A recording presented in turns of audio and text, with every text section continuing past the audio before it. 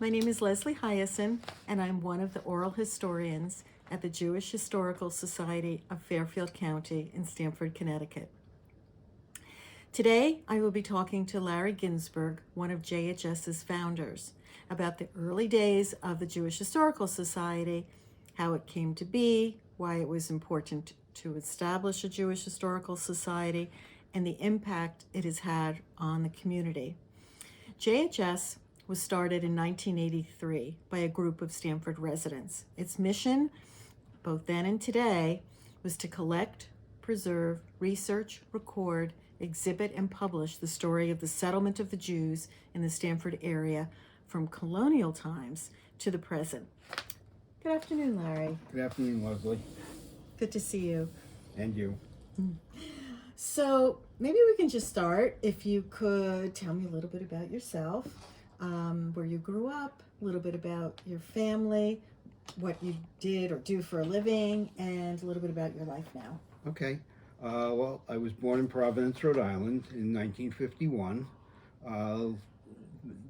That's where the hospital was, and that's all I was there for.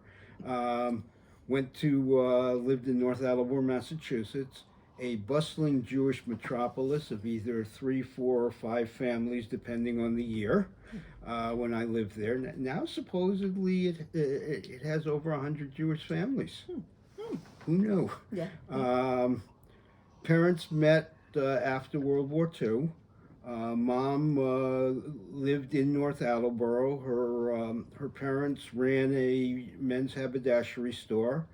Dad was a CB stationed in Davisville, Rhode Island after the war, and ultimately became a civilian employee for the U.S. Navy at Quonset Point Naval Air Station. They met at a dance. Interestingly enough, what the CBs did at the time was they asked local communities if there were any eligible women to come and dance with the men so they could have a nice time. My father's unit was basically a Jewish unit from New York City, and my mom was one of the few Jewish women in the area, and they met at the dance. Oh, that's so nice. What a nice story. Yeah, they married in 1947. I was born in 51. I have a sister. She's 6 years younger than I am. My father was a New Yorker, as I mentioned. In 1962, he was able to get into the plumbers union in the city. So we moved back. Well, he moved back to New York. We moved to New York in '64. I went to school in the State University. I went undergrad Stony Brook, law school up in Buffalo. Was a solo practitioner for many years, both in New York and then after 1983, 84 here in Connecticut. I've been retired since about a year before COVID hit, and I've done a lot of volunteer work over the years for many organizations, including this one. And thank you for all of your work with for JHS, and we'll get into that in a little bit. So let's see. Let's switch to the main topic of the interview, which is really about the society. The last time we spoke, you said that the idea for a Jewish Historical Society in Stamford, because there were others elsewhere, was born on a group trip to the Lower East Side in 1983, when Erwin Miller told you about his research into the earliest Jews and Jewish organizations in Stamford. Can you tell me more about that day, about what you remember about that day? Well, first of all, that wasn't the first trip that Erwin Miller did to the Lower East Side. Sorry, stand corrected. No, don't, because if you remember with your interview with Sherry, she told you about a trip that she did, which was probably in 1980 or 81, because she had her youngest daughter on the trip, trip, and Jill was born in 1980, I believe. She thought I may have been on that trip, but I don't think I was. The first trip I remember being with Irwin was probably either 82 or 83. I would imagine 83. Uh, Irwin was just a raconteur. He would speak from the heart about the Jewish roots at Stanford. He would tell you who the first people were. He would be able to tell you about various neighborhoods.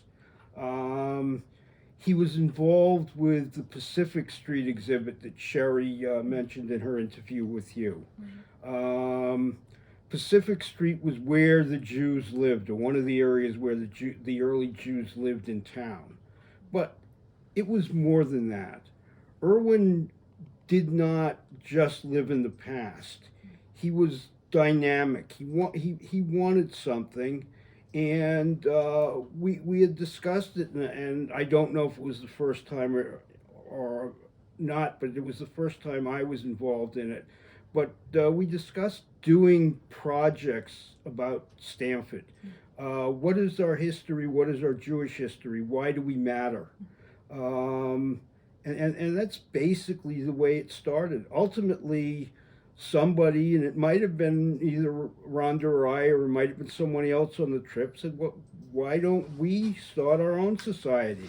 We had probably over 10,000 Jewish residents in Stanford at the time, and we had been there from, we had Jews in Stanford in very possibly the late 1600s, and it went from there. I mean, Irwin knew about Dr. Nemoitin, who was the doctor for Gail Dutrell and a few other members of our society, and we're talking 70, 80, 90 years ago. We had a major Jewish community. We have a number of synagogues now. We started with the Orthodox Shul of the Good of Shalom way back when. If I'm not mistaken, we have at least some of their records in our archives here. We do, and we're getting more from them. And correct me if I'm wrong, but I thought that part of the motivation for Irwin was that he had read somewhere that the first Jews in Stanford settled in the mid 1800s, and he knew differently. Can you tell me a little about what you know about that? That's correct. Irwin wanted to get to the start. He knew there were Sephardic settlements in Newport, Rhode Island, and other areas in this area in the 1600s. And there would have been a series of merchants and trade between New York, Philadelphia, Savannah, Charleston, the colonial Jewish societies. And most of them would have been either by ship or by land through Fairfield County.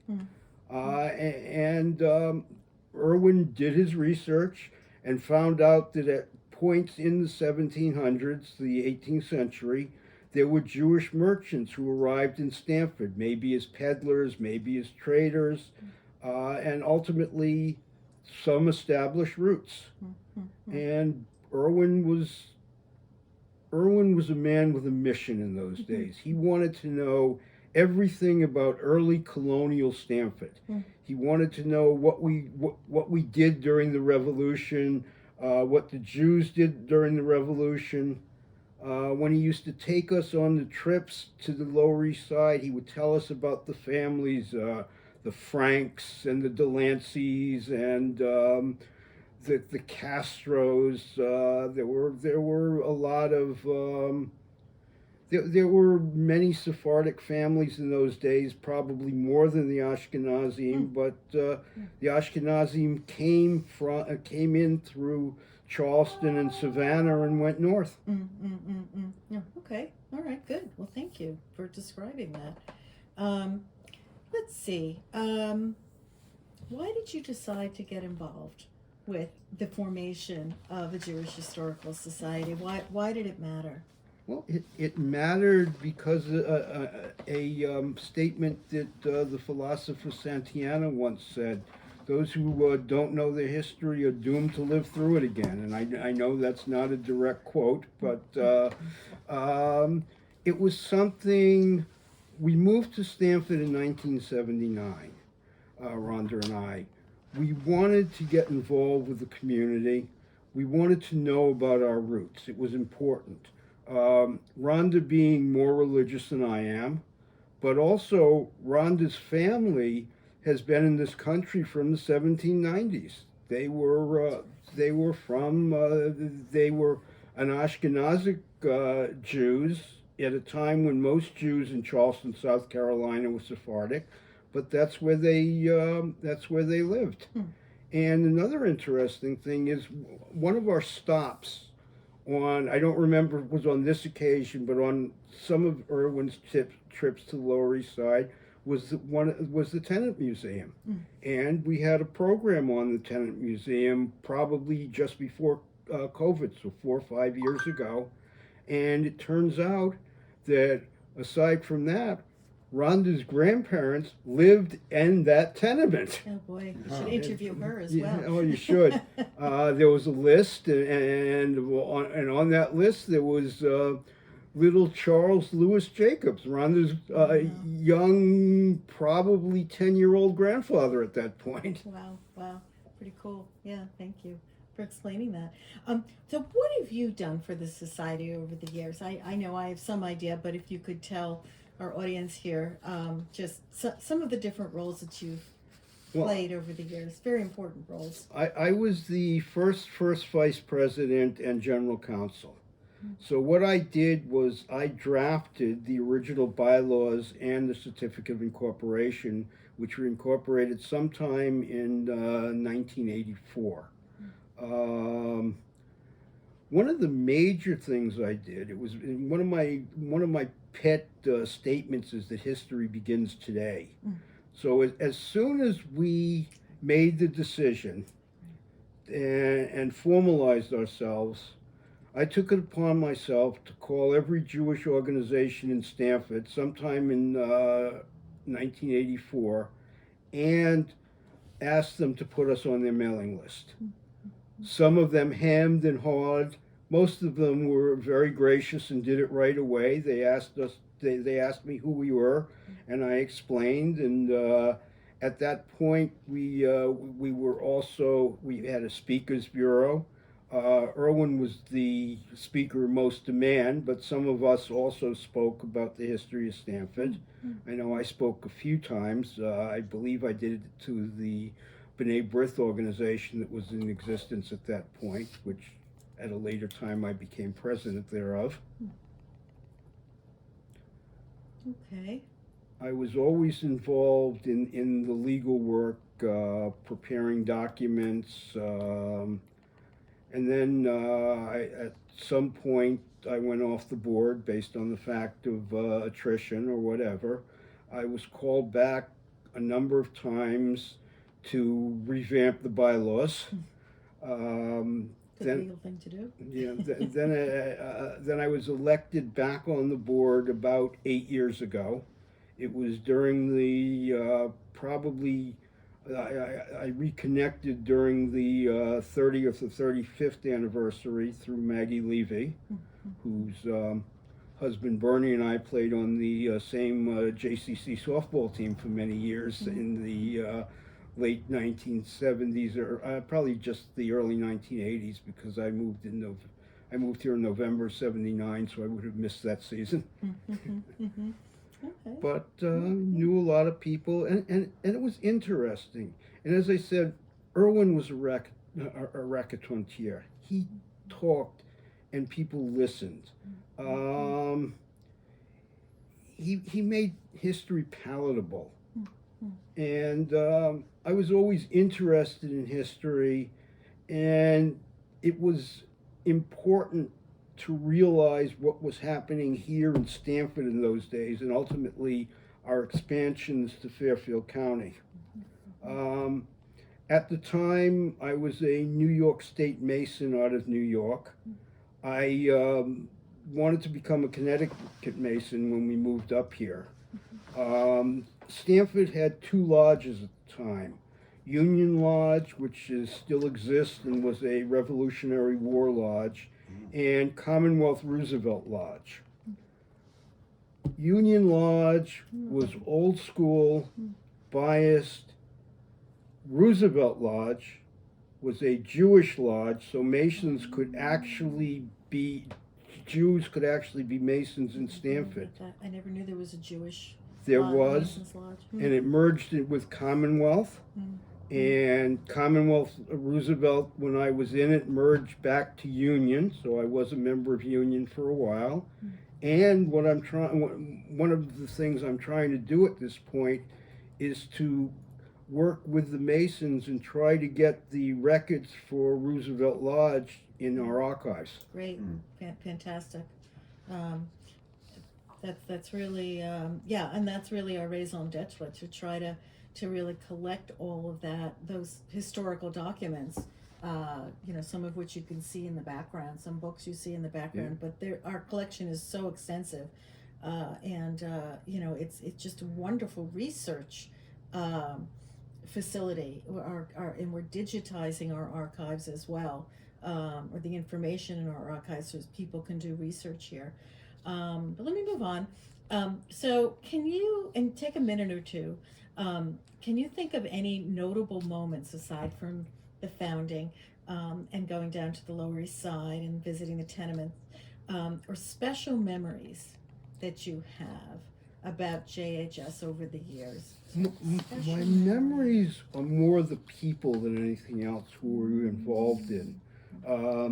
Sherry and Ron Marcus, who I'm sure you will be interviewing. Ron was a member of the Stamford Historical Society. Still is, yep. And, yes, he still is. In those days, he was, I don't know if he's still an officer in it, but in those days he was. He helped us out with a liaison with the Stamford Historical Society. He also shared documents with us, so we didn't have to reinvent the wheel for everything we did. Sherry was magnificent. I worked with Sherry's husband, Bill Sherman, for many years until unfortunately he died young. Shirley Diamond was a member who probably no one remembers, but she was a published author, so she was very important in the early organization. But the person who I most want to remember are actually George and Miriam Goldberg. I did a presentation 2 years ago talking about the Goldberg Memorial Award. While Irving was the brains and the ultimate force, George could have been the heart of the organization. He was a quiet, gentle accountant with a love for history, and specifically Jewish history. Most of our early meetings were at his home, and Miriam always presented a great spread, which goes with our hospitality in Marcy even today. An interesting thing was Rhonda was back at work at this point, so I was schlepping our little son John, who was born in 1984, to a lot of the meetings. He would fall asleep in my lap and everything else. But ultimately, John stood up holding a table for the first time at George and Miriam Goldberg's house, and they have a picture of it. Great. And so John, it was our first life member. First life member. Wow, that's very funny. Yeah. It's Lador Vador, right? From generation to generation. Exactly. That's what we're all about. Part of what we're all about. And that's what we're part about. I mean, Peter Lilienthal, who's our current president, is big into telling our story. This is our story. We're an organization put together to tell a story. But we weren't just a mere archive. What we did was we wanted to get people involved. We wanted book talks, and we wanted tours, and we wanted programs. We wanted to work with the other organizations in town. We wanted to know about them. We wanted to know who they were, what made them tick. Uh, we had, as I said earlier, and Sherry also mentioned, we had Pacific Street. But now with Gail, we have the Family Store, which is basically a step above Pacific Street, because it's basically more what the city did to us that forced us to lose these stores and then to remember them. Very well put. Wow. Okay. Now you touched on the fact that the Jewish Historical Society is kind of the centerpiece of helping to get people involved, in their community and through programs and book talks. What do you think would help for the future, for future generations? Like what could be relevant, or what might help get them interested and involved? It's kind of a new world out there. Some things are classic and will stay forever. But any thoughts on that? Well, as you said, we have to educate the young generation. The Door for Door project is one of the ways to do it, because we're taking kids in high school and junior high school, and we're giving them a sense of history. We're having them interview their grandparents, how their grandparents got here, why their grandparents came here. Many of them came to escape the Holocaust or came after the Holocaust. We have to be relevant to these people. We have to be relevant and to show people why history is relevant to them. I mean, I started getting involved in history before the early 1960s. I was a stamp collector. And at one point, I had every stamp issued by the United Nations and every stamp issued by the State of Israel until probably 1962. Where they are now, I don't know. Spencer had them. They may have been lost or whatever. But in 1961, the U.S. government printed stamps on the 100th anniversary of the Civil War. There was a stamp on Fort Sumter in 1961 because the battle was in 1861. And for those 5 years, you had stamps. Antietam was in 62. Gettysburg was printed in 63. The Wilderness was printed in 64. And Appomattox in 65. But that's the thing we have to do. We have to get people interested in our heritage as a Jewish society in Fairfield County. Because it's their heritage. It's not just our heritage. It's about them too. Right, but we have to get reasons why they want to do it. And at times our society has sponsored a historical essay contest amongst the Jewish schools and everything, which for a while we've got a lot of press on it. But we need to convince and find out what interests the younger generation. Right. Okay. Final thoughts, wishes for us as we celebrate our 40th anniversary? Well, they say in Judaism, until 120. I'd like to at least, though I would never see it, I'd like to see at least 80 more years. I'd like to see us research the past, but in 10 years, we're going to be the past. We need to structure our society that we're ongoing. We need younger members, and we need younger people on the board, people who are aware of computers, and aware of how to get in touch with their past and present and future. Since we lost the JCC archives, we have to make a decision to plan what we want to do for future. Do we want to do a brick and mortar store? Do we want to just go online for the new generation? Well, I love your idea about living to 120, and I think we're going to end on that note. And I just want to thank Larry. This was really fascinating to learn, not just about you, but about the whole society and about the other founders. And your wishes for the future are right on. So thank you again. The society has been a matter of love for me for 40 years at this point. Wow. Yeah, may it continue. Thank you. Yeah. Okay, 25.